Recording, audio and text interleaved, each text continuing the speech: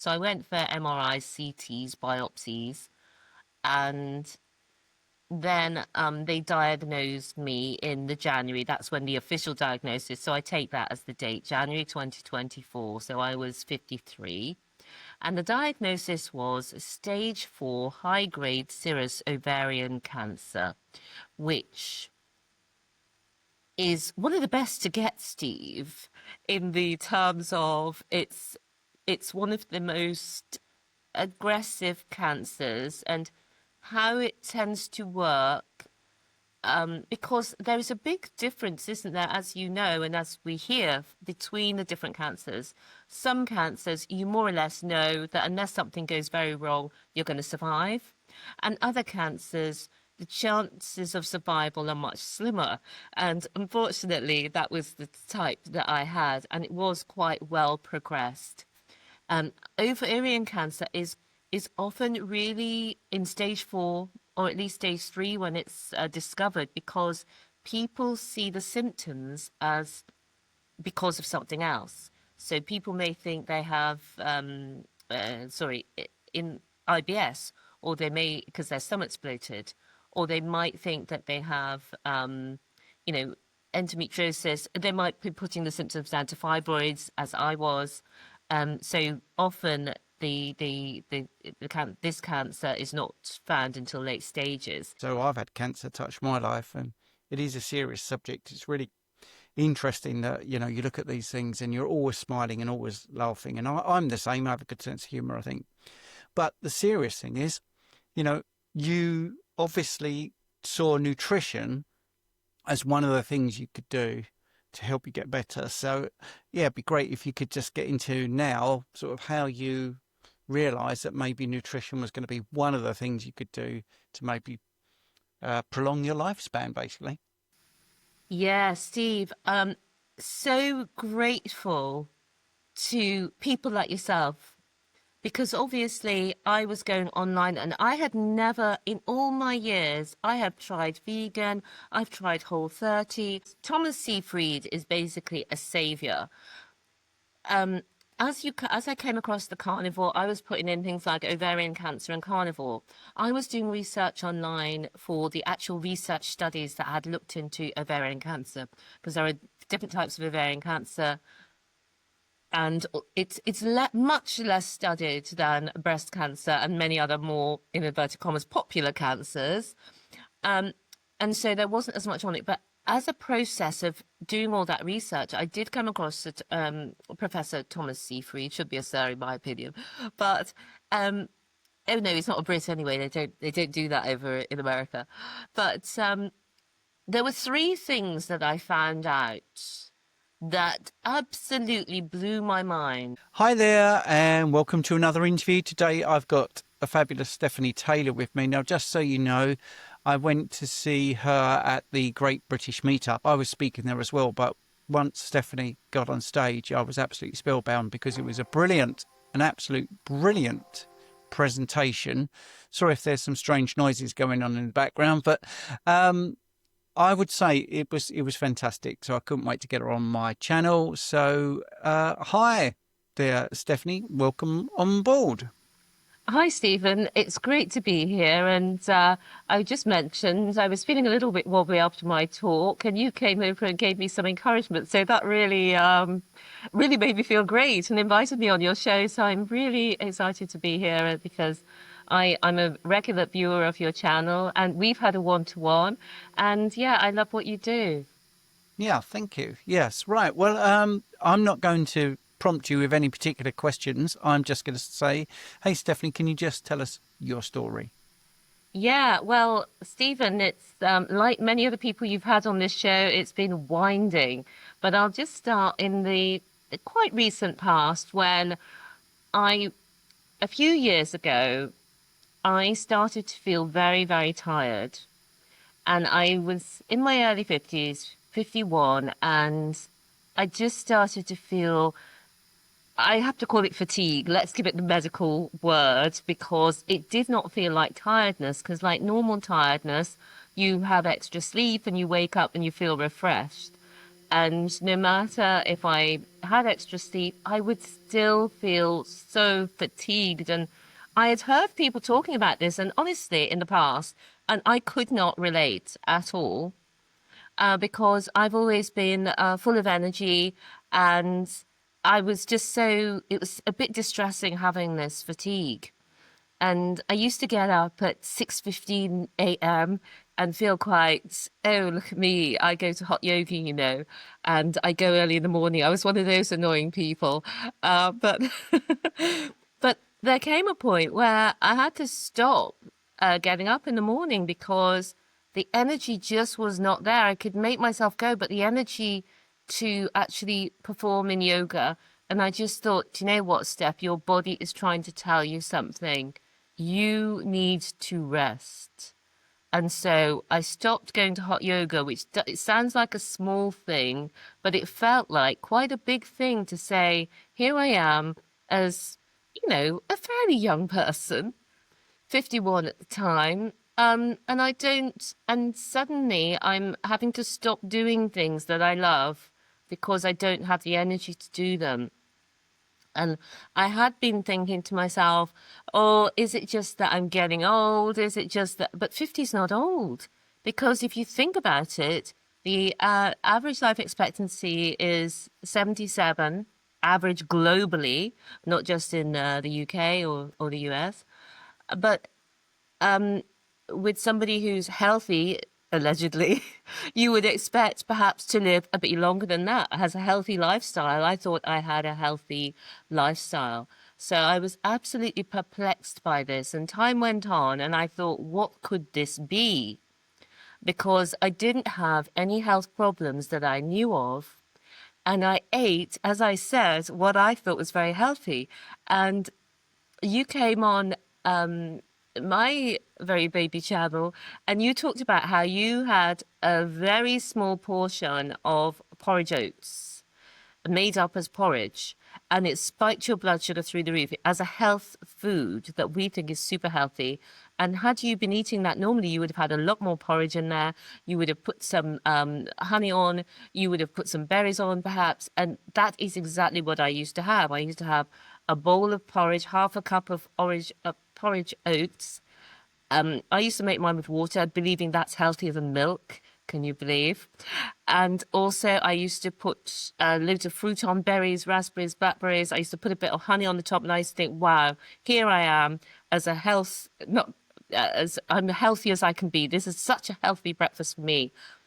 Only to realize years later it's pure sugar, and no wonder I got sick because it's basically, in inverted commas, healthy sugar for breakfast, healthy sugar for lunch, healthy sugar for dinner, and that's in between. I might have unhealthy sugars as well. But where I was actually trying to be healthy, I was, to use the phrase, instead of fueling my body with sugar, I was flooding my body with sugar. And we're all doing that every day because since I've come into this carnivore world, I have, I know that the average UK British person eats 350 grams of carbohydrates, i.e., 350 grams of sugar, every single day. And we can only tolerate between 4 and 6 grams of sugar at any one time, depending on how big or small our bodies are. So I've gone into a little rant. I've got off my story. But my story was I was feeling extraordinarily tired and I didn't know why because I thought I was healthy. That's where I was. And so I decided to, the only two things I knew that I had, well, there was only one thing I knew that I had that I thought could be pertaining to this, was that I knew that I had fibroids. But I had been told in 2018 that fibroids, unless they're causing you a lot of problems, mine were causing me very heavy period, such to the point that it did actually impact my life. It sounds such a small thing, but it was to the point where I would be wearing a lot of, sanitary protection, let's put it like that. Let's not go too deep into it, but suffice it to say, if I went out, I would be worried about sitting down. for the chair upholstery, my own clothes, etc., in a public scenario. So it did actually restrict me. The periods were very long and very heavy.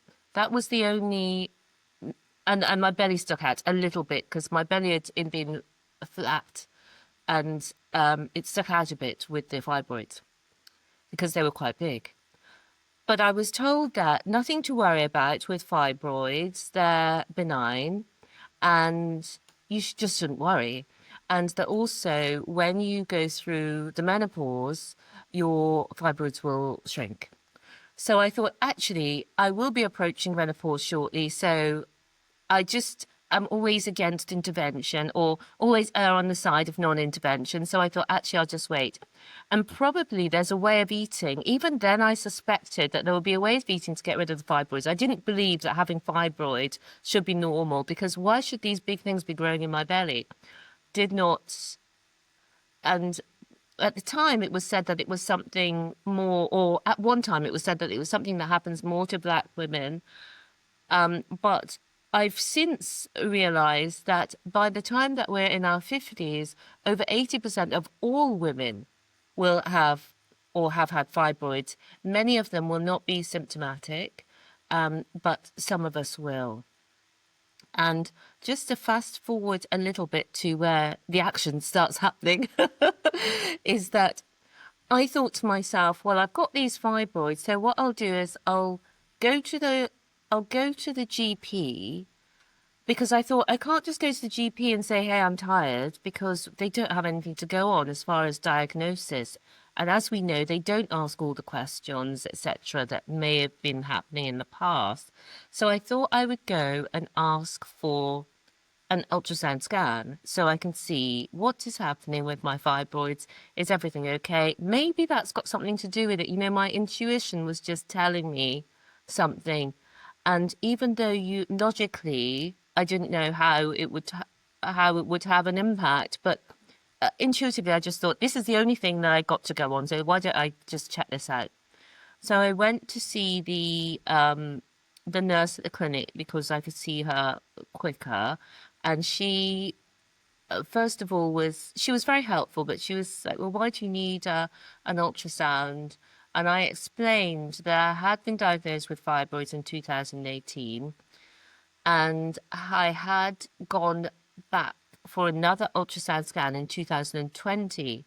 But unfortunately, it was difficult at 2020 because of everything that was happening at the time. Doctors, GPs were not open, etc. I eventually managed to get this scan, but the report of the scan was so poor that it didn't really tell us whether the fibroids were getting worse or better or whether they were different to 2018. And I was speaking to the GP on the phone who I thought had the report. Well, he did have the report. And I said, are they bigger? Are they smaller? What's going on? And he said, well, from this report, I don't know. And I said, well, have you got the scan? She said, no, because they don't send the scan. Is it called radiographers? They don't send the scan to the GP because the GP can't read the scan, apparently. And so he didn't have anything to go on apart from this report, which was unclear as to whether there was progression or what. Anyway, like we do, we put things to a back burner. So I think I did try a couple of times to get another scan over the phone. You can't get through. You have to call back at 7 a.m., this, that, and the next thing. So it ended up being all the way until 2023 when I finally got this scan, which obviously I'm kicking myself for that now. So I went to this scan in 2023, and while I went to the hospital for it, so while I was there, I asked the scan person, does everything look okay? So she said, I can't tell you anything. It has to be your doctor. So I explained to her that I'd been for a scan before, and the doctor didn't understand the report in a way to be able to explain whether the fibroids were worse or better or whatever was going on. So could you please be careful to help so that I can actually find out what's going on? Anyway, she said, yes, yes, yes. So then obviously I got the call from the doctor. And do you know what, Steve?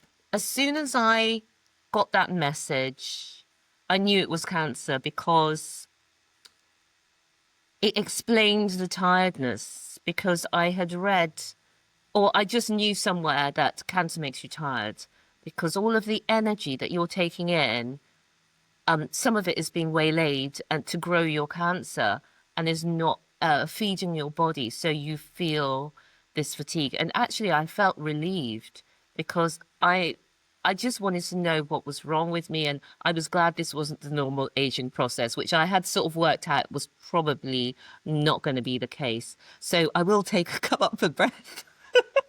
I will come up for breath at this point, Steve. Right. So you had a cancer diagnosis. At that point, I'm assuming you were still eating the same healthy breakfast as me and eating lots of carbohydrates and we're very similar because we were eating what we thought was healthy. And since we've had our eyes opened, we realised that we weren't. We were doing what we thought was best. So you got the cancer diagnosis. So what happened next? Yeah, Steve, this was in 2023 to 2024, between October 2023 and January 2024. I had all the various tests to find out exactly what was happening. So they could see some growths on my ovaries on their ultrasound. So I went for MRIs, CTs, biopsies, and then they diagnosed me in the January. That's when the official diagnosis. So I take that as the date, January 2024. So I was 53. And the diagnosis was stage 4 high grade serous ovarian cancer, which is one of the best to get, Steve, in the terms of it's one of the most aggressive cancers and how it tends to work, because there is a big difference, isn't there, as you know, and as we hear, between the different cancers. Some cancers, you more or less know that unless something goes very wrong, you're going to survive. And other cancers, the chances of survival are much slimmer. And unfortunately, that was the type that I had, and it was quite well progressed. Ovarian cancer is often really in stage 4 or at least stage 3 when it's discovered because people see the symptoms as because of something else. So people may think they have, in IBS, or they may, because their stomach's bloated, or they might think that they have, you know, endometriosis. They might be putting the symptoms down to fibroids, as I was. So often this cancer is not found until late stages, and so I looked it up online, and it said on the Cancer UK website, it said stage 4 ovarian cancer, the 5-year life expectancy was 15%, 1-5. And so I thought, oh my goodness, only 15% of women with this diagnosis are alive 5 years from diagnosis, which obviously was a scary thought. And basically, people say to me, "Oh, you're so strong," but basically, I was crying all the time.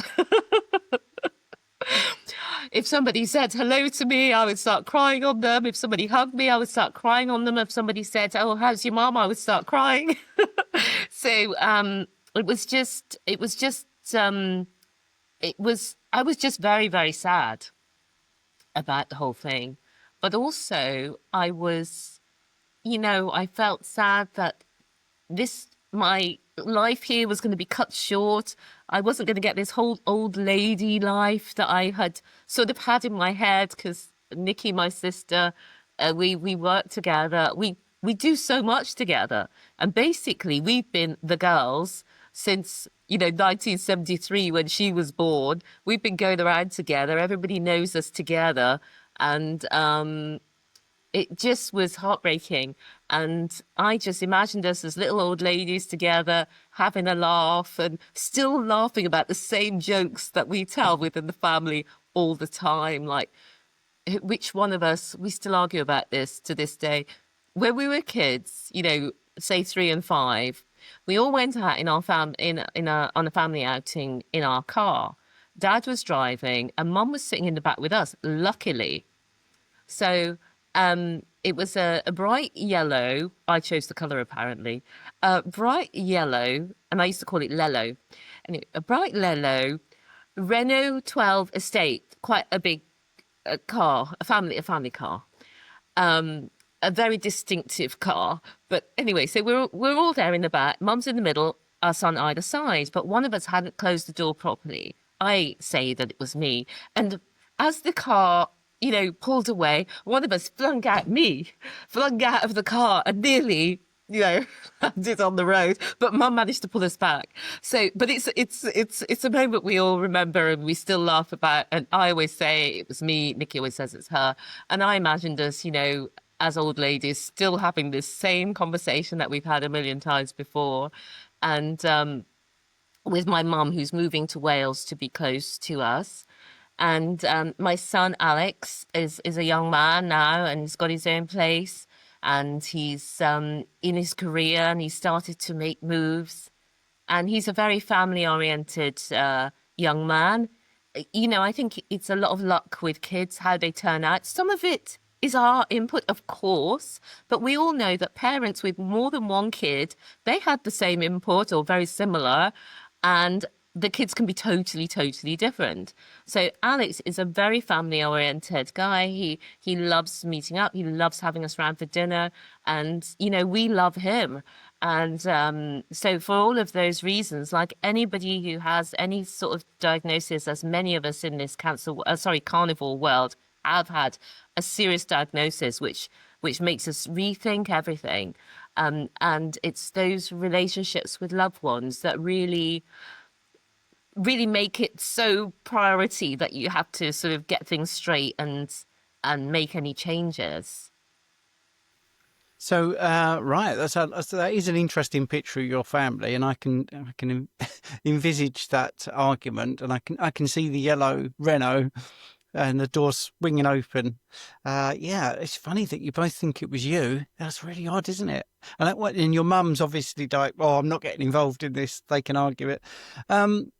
But that's a lovely picture, and obviously, we're the same. I've lost my parents when I was really young and a girlfriend, so I've had cancer touch my life, and it is a serious subject. It's really interesting that you look at these things and you're always smiling and always laughing, and I'm the same. I have a good sense of humour, I think.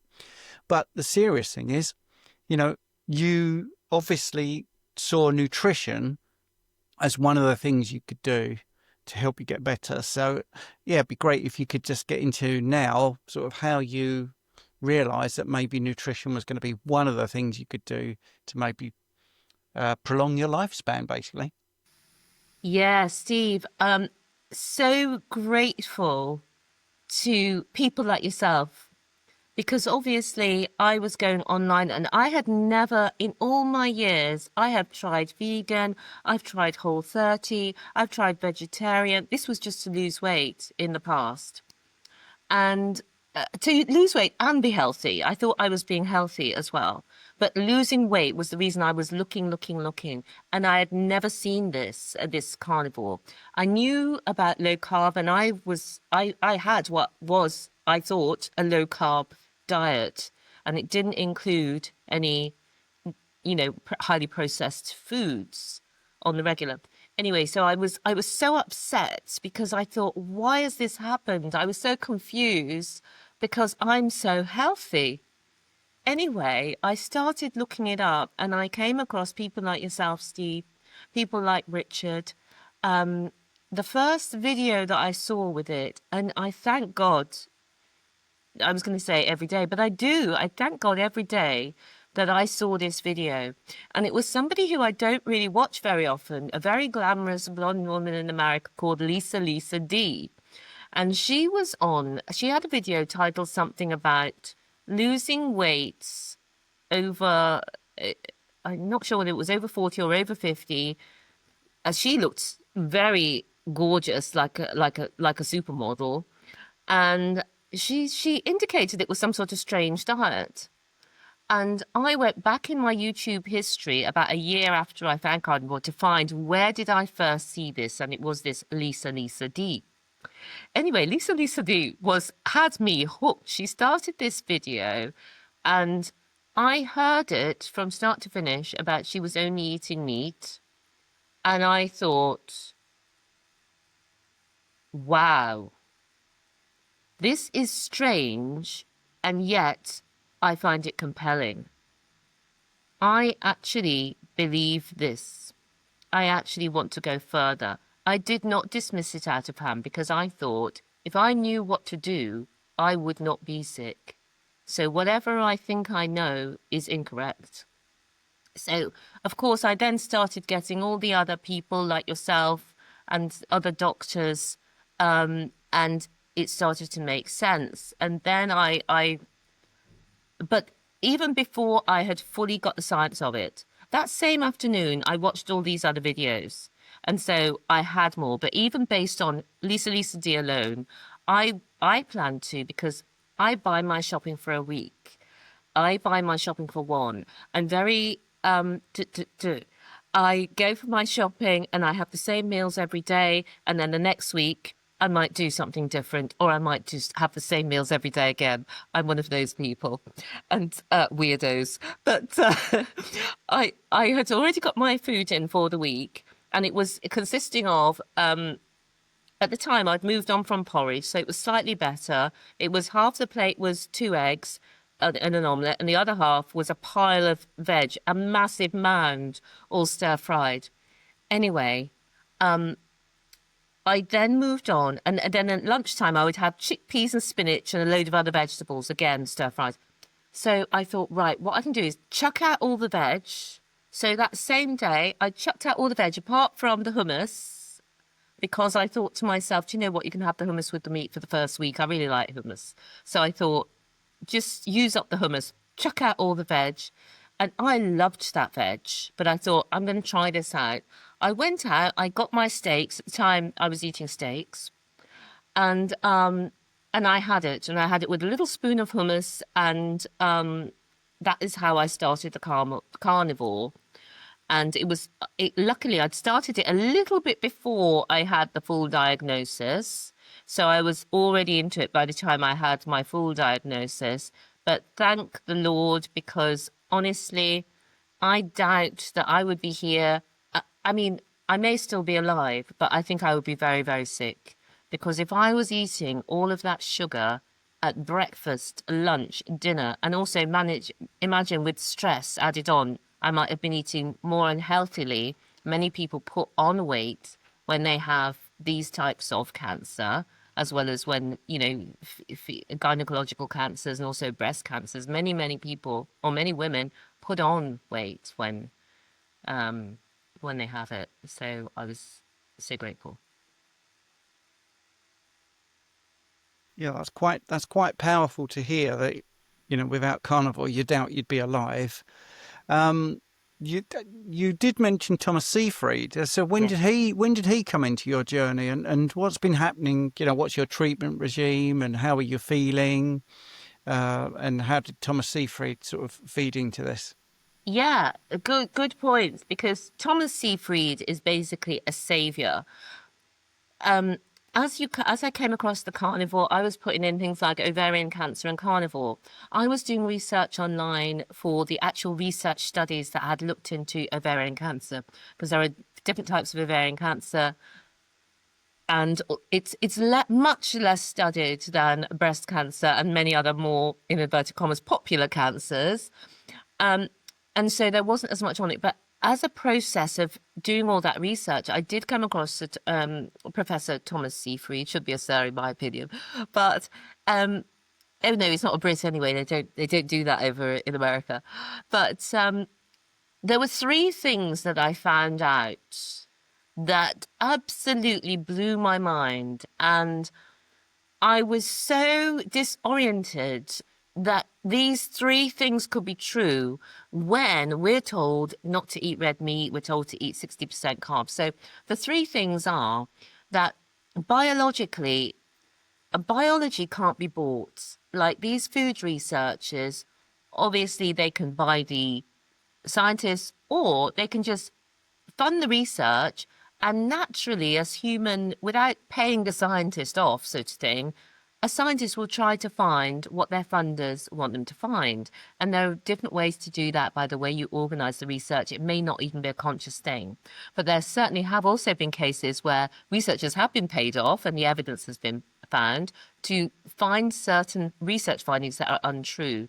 In biology you can't do that for much of it. There are yes or no answers. And in biology, as you know, Steve, but was a shock to me, we only need as humans protein and fat. Of the three macronutrients, protein, fat, and carbohydrates, we only need protein and fat. And I thought, wow, why has nobody told me this? And then I saw those Judy Cho graphics where it shows you all of the vitamins, minerals, and whatever that are in meat and animal fat. And I just couldn't believe it because I thought, what was I doing with all of those vegetables that were really doing nothing for my nutrition? And in fact, with the anti-nutrients, were likely taking away from my nutrition. They were not nutrifying me. They were not giving me energy. You can tell because if something says, here's a bag of lettuce, it's got 11 calories, you know that the energy you're getting from that is not going to put you through the day. So that blew my mind. The second thing was all carbs are sugar. Should be obvious. But I believed that my oats, honey, and fruit was healthy, and in actual fact, it's all sugar. And we only need 4 to 6 grams at any one time. And I thought, wow, this was again mind blowing.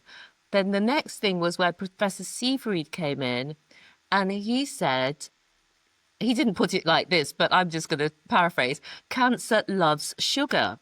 And I again found this difficult to take on board because if that was true, how come they tell you when you get cancer, go vegan? Because that's all sugar. You're mainly eating carbohydrates if you go vegan. There's no other way to do it.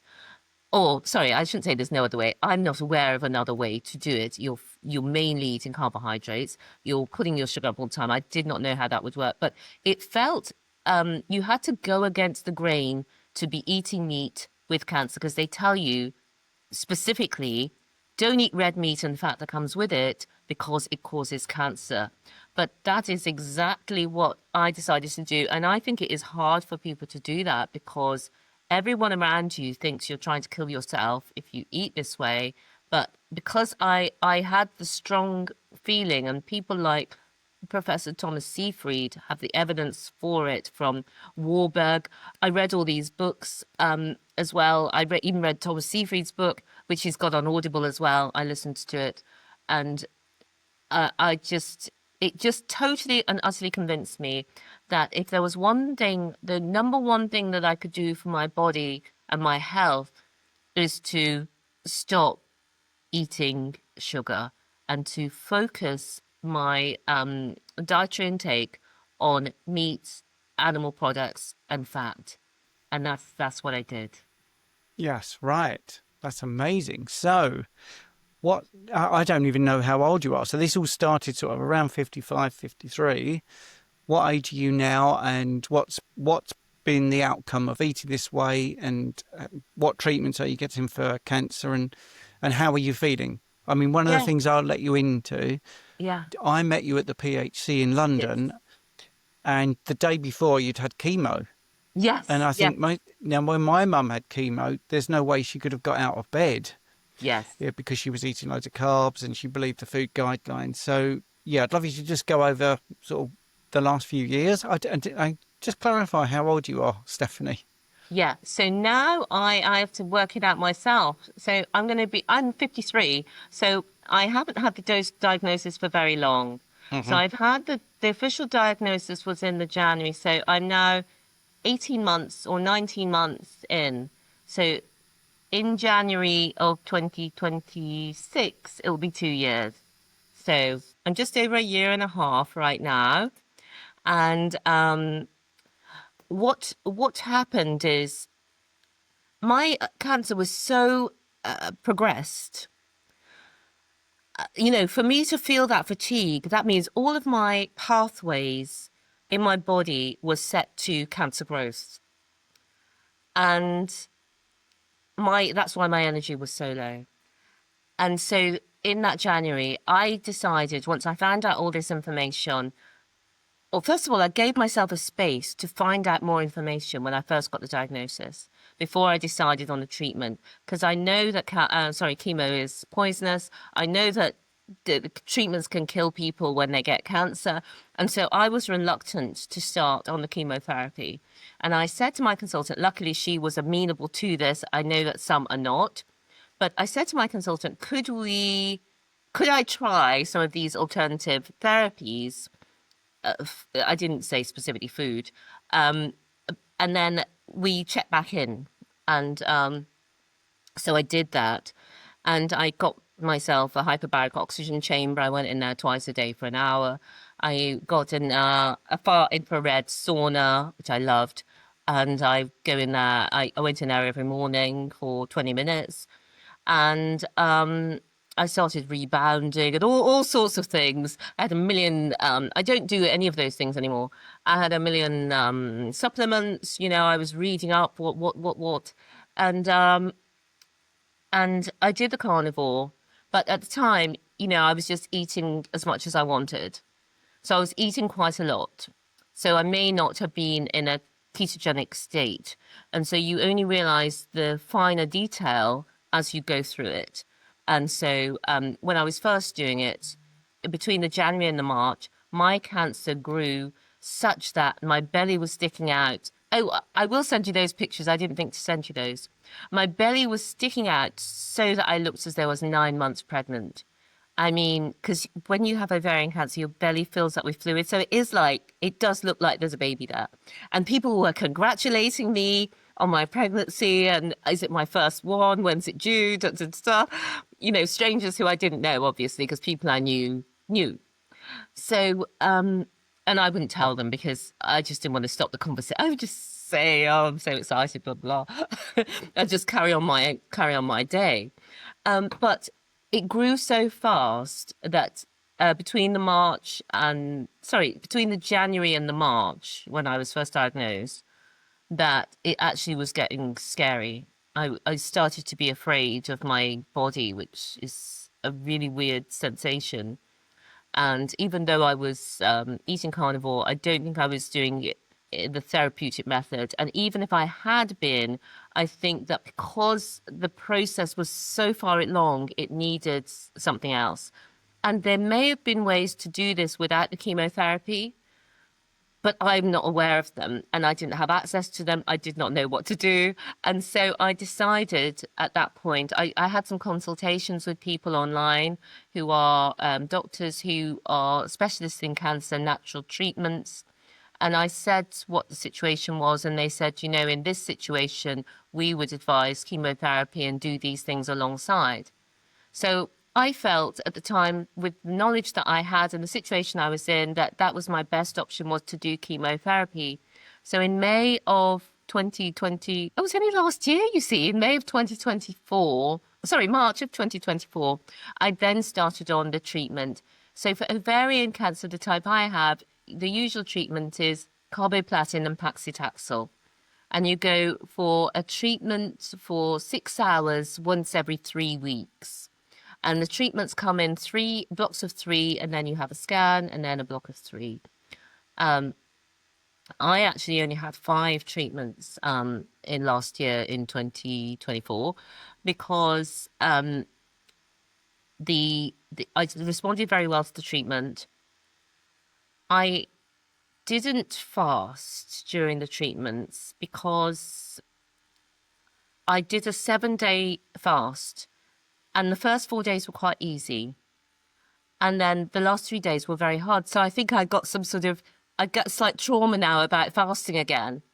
And I should have just let it be 4 days because 4 days is better than nothing. But anyway, I wanted to eke it out. So I did 7 days. And now I've got a slight reluctance to fast. And my body finds it a little bit stressful when I fast. I'm sure that won't be forever. But at the moment, I don't fast, although I realize there is benefit in that. And that's something that I, hope to bring in the future. But for anyone else who finds it difficult to fast, who has cancer, hopefully that will give you some hope, because even just doing the carnivore, I for a period I moved on to the the therapeutic ketogenic carnivore that Dr. Seyfried talks about, where you keep your glucose ketone index under 3. And for that, I had to eat what I felt was quite a small amount of food for the day. Um, I can't remember what it was. I think it was something like 200 grams of minced beef and some eggs was kept me under that therapeutic ketosis. And I was measuring the time, my glucose, my ketones, and I did that for quite some time. And it seems to have been beneficial. After a while, I just went back to eating normally again. And I go through periods where I feel I'm eating quite a lot. And I go through other periods like now where I feel I'm not eating that much and I'm not that hungry. So I just kept on with the carnivore way of life throughout my treatment. And I've loved it. And I have had some of the side effects of chemo, which are sickness, a bit of tiredness, quite sensitivity to the cold, but nothing major. And after the first few last year, the other ones, it was just like I've got my appointment, I go along with my sister, we sit there for 6 hours, chat on, sometimes I fall asleep, and then it's just like a day. I wouldn't say a day out, but the nurses there are lovely. It's quite pleasant. We get chatting to the other people who are there, and that's it. It's not like it's not a big deal, and they're monitoring all these different things for me, and there have been times where I've had to put injections in my belly for more red blood cells. But generally speaking, I've been doing really well. And again, I'm just grateful that I found out about this and that I'm able to do this for myself, because it's the best thing. I feel it's the best thing. Brilliant. So you're measuring your ketones and your glucose, just for people that don't know, and that's where you get the GKI, or the glucose ketones index. And the more ketones and the lower the glucose, the better the reading, or the lower the reading, which is what you want. So I think that's excellent. And many people don't understand the difference between ketosis and therapeutic ketosis, because when they're looking, for instance, just going off cancer for a second, say mental health benefits, and they say, well, it's not really resolving my mental health benefits. You need your ketones to be sort of at least 1 millimole, and you need to be doing that like 6 to 12 weeks. And there's a lot more nuance to these things than just, eating carnivore or eating keto. And I think that's one of the things I think you've learned. And fasting obviously is therapeutic. Yeah. You can't find a better way to lower your insulin and keep your glucose low, and then you get the benefits of autophagy. So it's interesting. It's early stages for you. I mean, you look vital, very healthy. That's why you've called yourself happy, sexy, healthy. You do definitely tick all those boxes. And, for me, my memories of well, my dad was told he had calcium deficiency, and within a week he was dead of cancer of the spine. So that was pretty, I couldn't really get to terms with that. And my mum had 11 years, actually, of been in intensive care, in and out, and a 9-pound cancer growth, and chemotherapy and panic attacks, and constantly being told to eat more fibre and eat more fruit and avoid the red meat. And it was horrific. I don't ever remember her being vibrant. I have 11 years of quite horrible memories, really. All I can remember is being in a hospital bed, seeing her deteriorate, and chemotherapy getting rid of, her vitalness, really. So you are a great example of, you can go through chemotherapy, which both of us have, our doubts about, but you've did it, and I get that. But you have given your body the environment to cope with it, to be robust, and get the most out of what you're eating. And you've looked at the benefits of ketones and the therapeutic way of doing it and fasting. So, Stephanie, your story is really, really inspiring. And the reason I wanted to get you on is because, I would like to do a follow-up in 12 months, Yeah. and it'd be great to see how you're getting on and how your views change. Because one of the things, I'm open, you're open-minded. If some new information comes along, we're not wedded to what we believe. And, you have actually changed my mind about chemotherapy, you personally. Oh, right. Because you have shown that you can still be. Yes, you've had side effects. Okay, you have had side effects, which you are honest about of chemotherapy. You've even used the word it's poison, but you still chose it. So maybe the next 12 months we're going to find out more, and because you're having scans and you're speaking to your healthcare providers, maybe we'll get an insight into how this diet is helping you navigate, and you might need less of it because of this diet. That's Well, how I look at it. Professor Seyfried suggests that we can have a much lower dose if we're on a lower carbohydrate diet. We can have much lower doses of chemo. I'm not on a lower dose, although that's something that I could ask for. At the moment, I stopped chemo last year, which is something that I would not advise for people with this kind of cancer that I have. I thought that after the cancer had stopped growing, my belly had gone flat again, and I felt really healthy. I stopped the chemo. I was offered an operation, but it was quite a dangerous operation with involving 4 different surgeons. I would have had to have parts of different organs removed because my cancer was metastasized to my liver, my spleen, my omentum, as well as on my ovaries, and it was also on my bowel. They said I could end up with a colostomy bag because my bowel may not make it.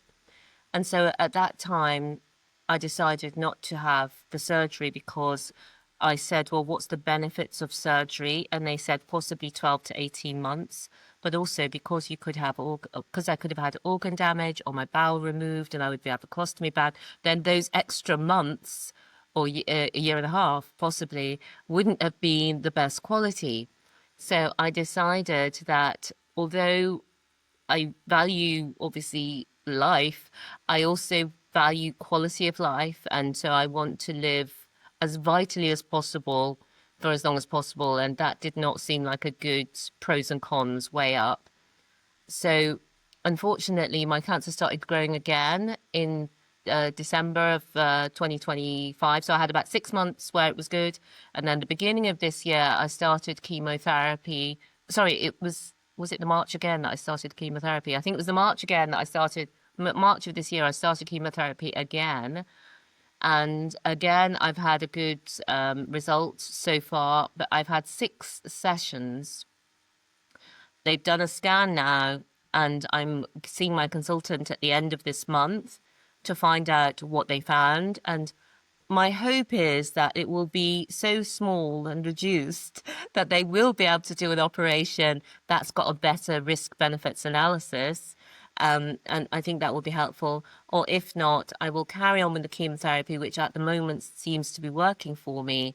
And at some point in the future, we may get to a place where I am able to have an operation that's less risky. That's so honest and open, and that's what I love about you. And the thing is, I think what's underestimated is the power of positive thinking.